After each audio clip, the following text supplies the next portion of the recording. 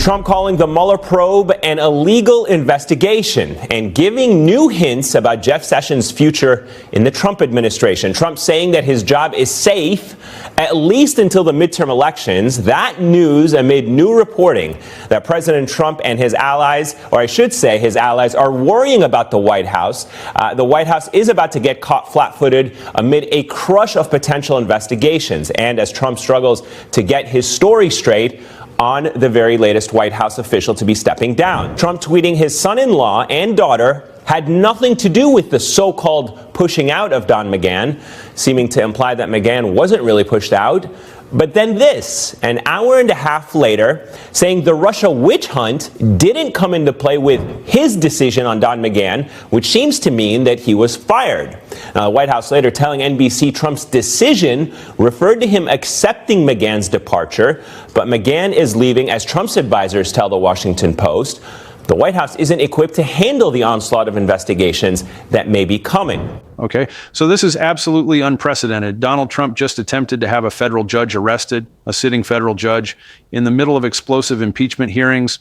On November 3rd, 2025, Trump demanded the arrest of Judge James Boasberg after the judge blocked Trump's latest executive action and issued a stinging ruling that was being referenced in live congressional impeachment proceedings. And this wasn't just Trump venting on social media. This wasn't just rhetoric. Trump's Department of Justice, led by Attorney General Pam Bondi, actually threatened judges with criminal prosecution, and FBI Director Kash Patel used social media to publicize the actual arrest of another judge in Wisconsin. We're talking about the executive branch attempting to criminalize judicial rulings they don't like, to arrest judges for doing their jobs. This is a direct assault on the independence of the judiciary, a constitutional crisis of the highest order, and it's happening right now in real time, with massive implications for the separation of powers and the future of American democracy.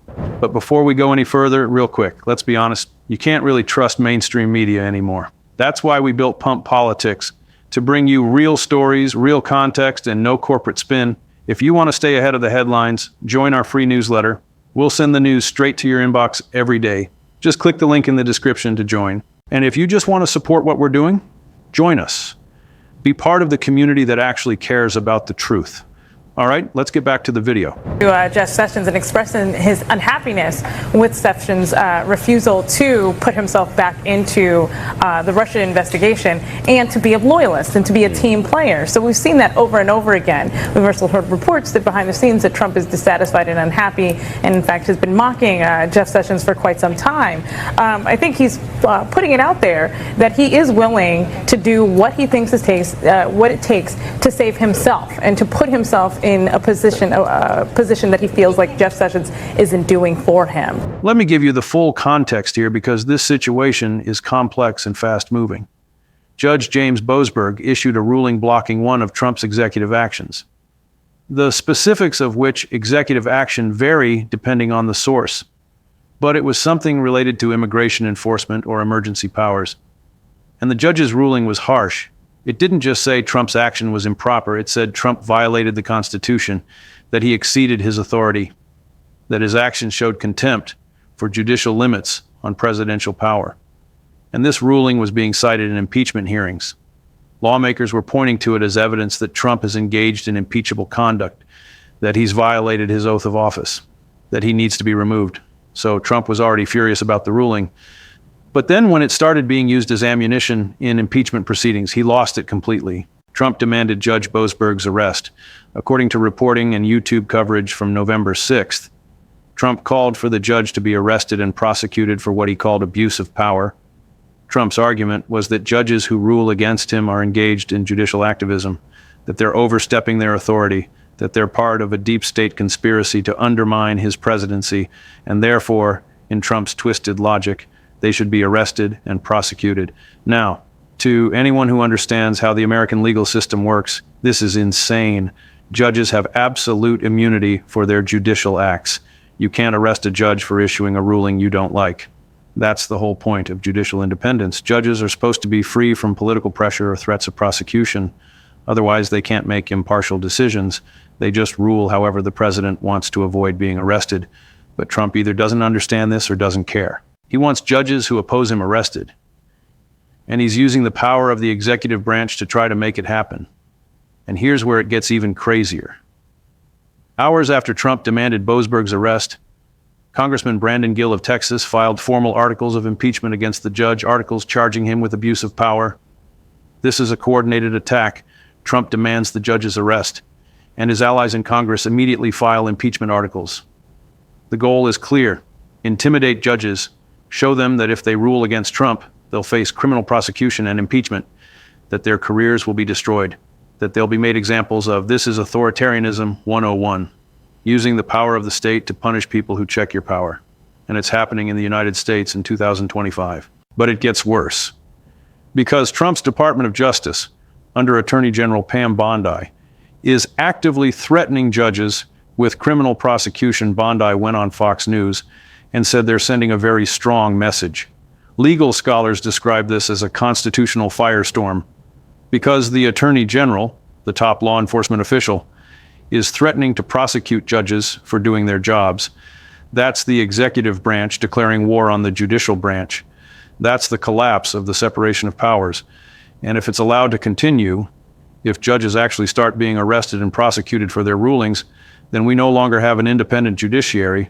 We have judges who are terrified to rule against the president. And that's the end of constitutional democracy as we know it. And FBI Director Kash Patel made things even worse.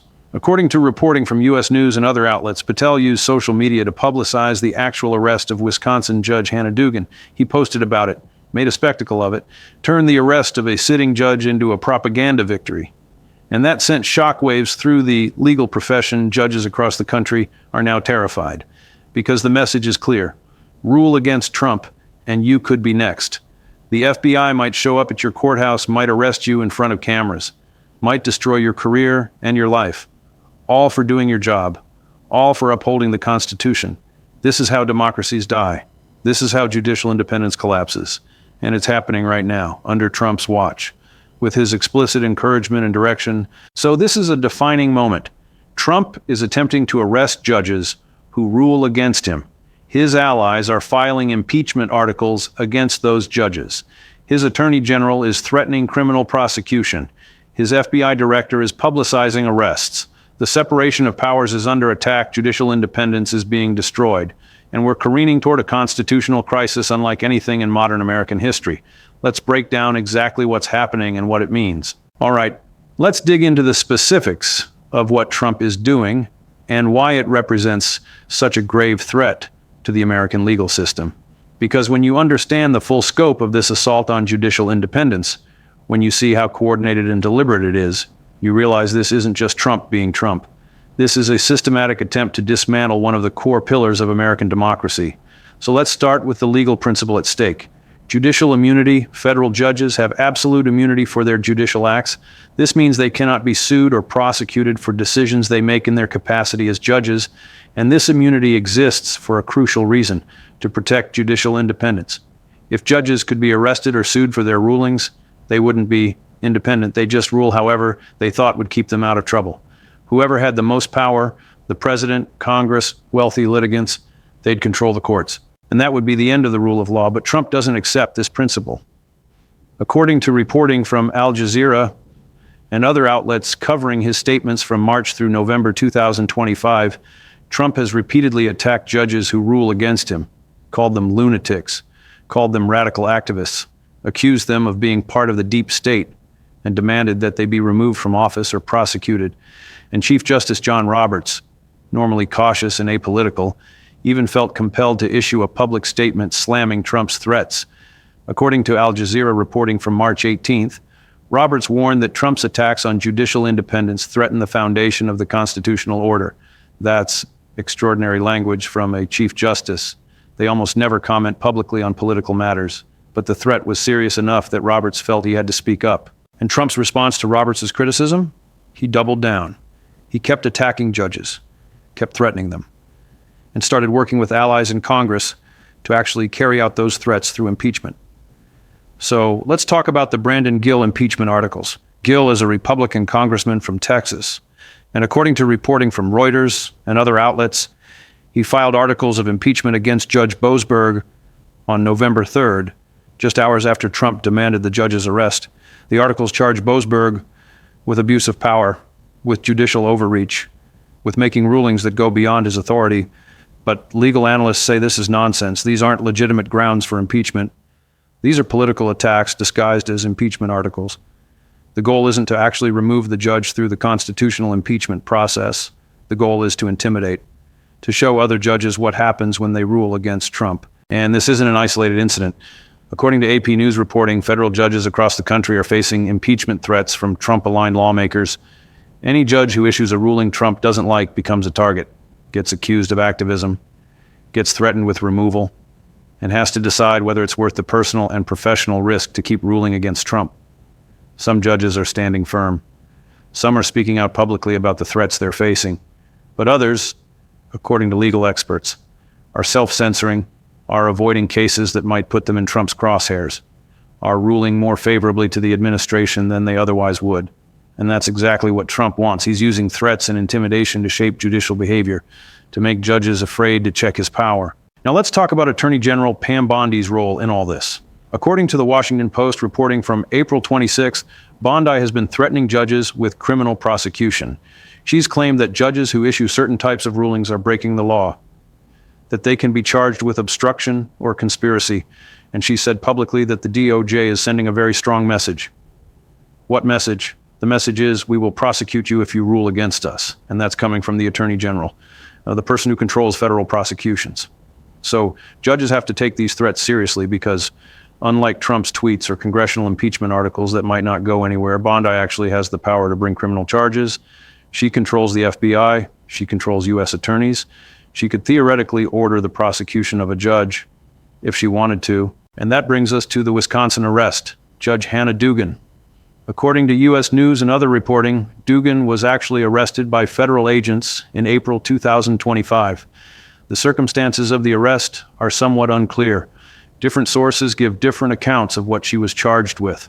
But what's clear is that Trump's FBI director, Kash Patel, publicized the arrest on social media, made it a big deal, turned it into a show of force, and the legal community responded with alarm, because arresting a sitting judge is extremely rare.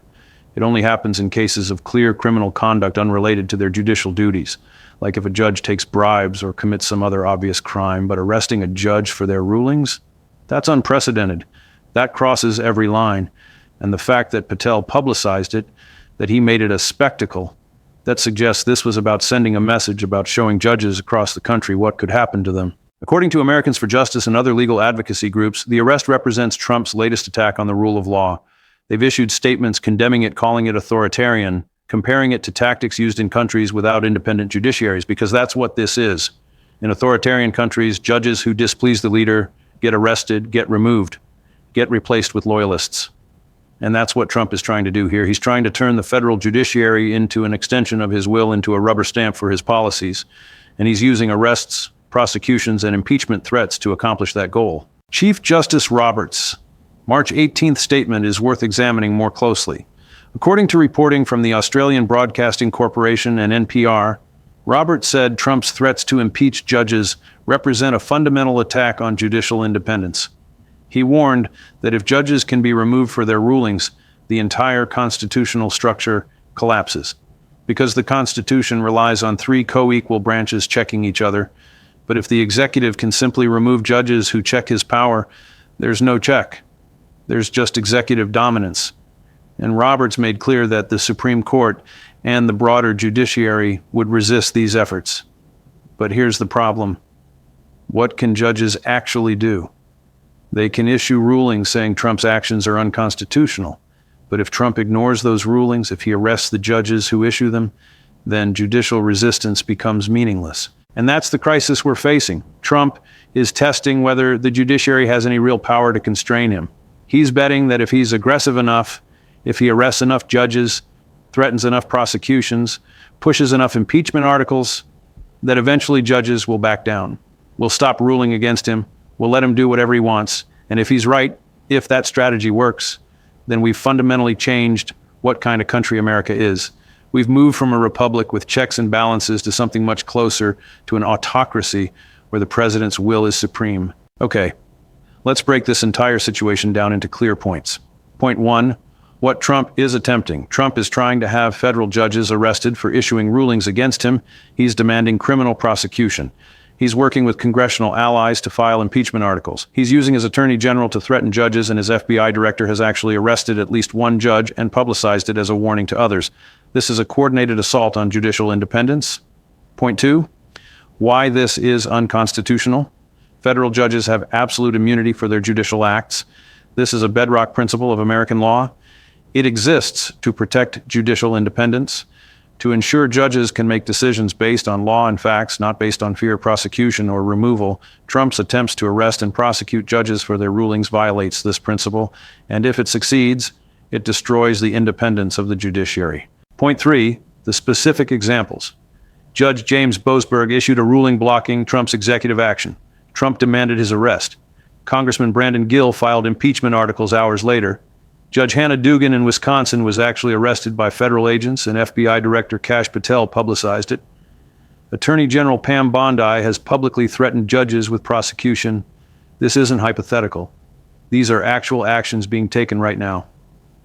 Point 4, the response from the legal community. Chief Justice John Roberts publicly criticized Trump's threats, calling them an attack on the constitutional order. Legal advocacy groups have condemned the arrests and threats. Judges across the country are speaking out about the intimidation they're facing, but they're also afraid because the threats are real, and some judges are self-censoring to avoid becoming targets. Point 5. What this means for American democracy. If Trump succeeds in intimidating judges, if arrests and impeachment threats become the norm for judges who rule against the president, then we no longer have an independent judiciary. We no longer have checks and balances. We have executive supremacy, and that's authoritarianism. That's the collapse of constitutional democracy.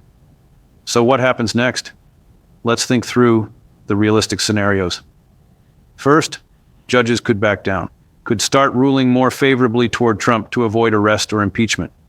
This would be a disaster for the rule of law, but it's a real possibility if the intimidation continues and judges feel they have no protection. Some judges might resign rather than face continued threats.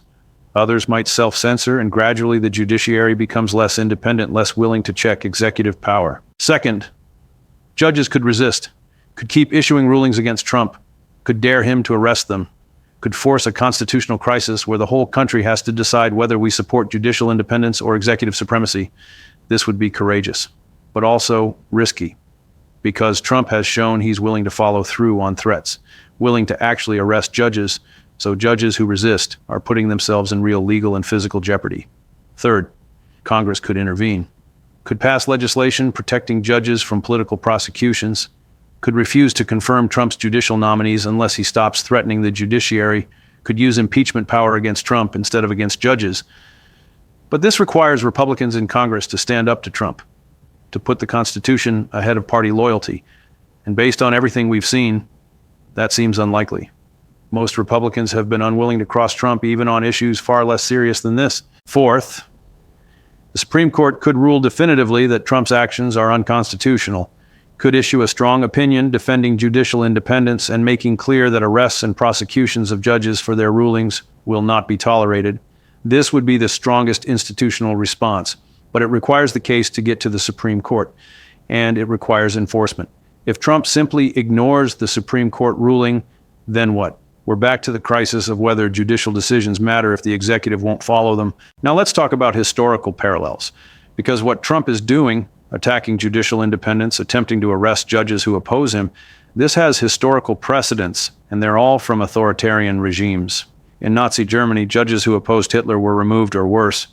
In Stalinist Russia, judges served the party. In modern authoritarian states like Russia and China, the judiciary is controlled by the executive. Independent judges don't exist, and that's what Trump is trying to create here. An American version of that model, where judges serve the president rather than the Constitution. And the American founders designed our system specifically to prevent this.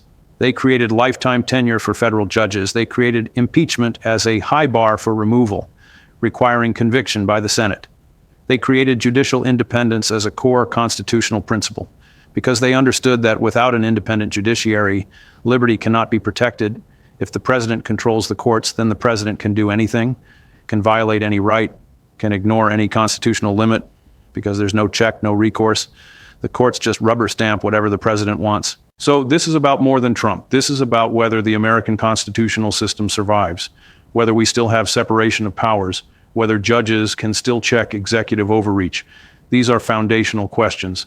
And Trump's attacks on judges, his attempts to arrest them, prosecute them, impeach them, they threaten the answers to those questions. They threaten to fundamentally transform America from a constitutional republic into something much closer to an elected dictatorship. Let's also consider what this means for ordinary Americans, because when judges lose independence, everyone's rights become vulnerable. If you're accused of a crime, you want an independent judge who will ensure you get a fair trial, not a judge who's terrified of the president and will rule however keeps them out of trouble. If your rights are violated by the government, you want an independent judge who will hold the government accountable, not a judge who knows that ruling against the government could get them arrested. If you're in a lawsuit against a powerful entity, you want an independent judge who will decide based on law and facts, not a judge who's influenced by threats and political pressure. So judicial independence isn't an abstract concept. It affects real people, real cases, real rights. And when Trump destroys it, when he turns judges into political actors who are afraid to rule against him, everyone suffers. So here's the bottom line. Donald Trump is attempting to arrest federal judges who rule against him. He's demanded the arrest of Judge James Boasberg. His congressional allies immediately filed impeachment articles. His Attorney General Pam Bondi is threatening judges with criminal prosecution. His FBI Director Kash Patel has arrested at least one judge and publicized it as a warning. This is an unprecedented assault on judicial independence, a direct attack on the separation of powers. Chief Justice Roberts has publicly condemned it. Legal groups have sounded alarms. Judges are terrified, and America is facing a constitutional crisis. Because if Trump succeeds, if judges back down or get arrested, then we no longer have an independent judiciary, we no longer have checks on executive power. We've moved from constitutional democracy toward authoritarianism, and that transformation is happening right now, in real time, with massive stakes for every American. Subscribe. Hit that bell, because this story is developing. More judges may be arrested, more impeachment articles may be filed, and at some point, there will be a showdown, a moment where we find out whether judicial independence survives or collapses, whether America remains a nation of laws or becomes a nation where the president's will is supreme. You need to stay informed. Need to understand what's at stake, because the future of American democracy hangs in the balance.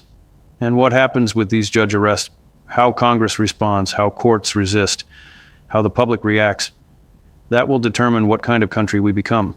Don't miss it.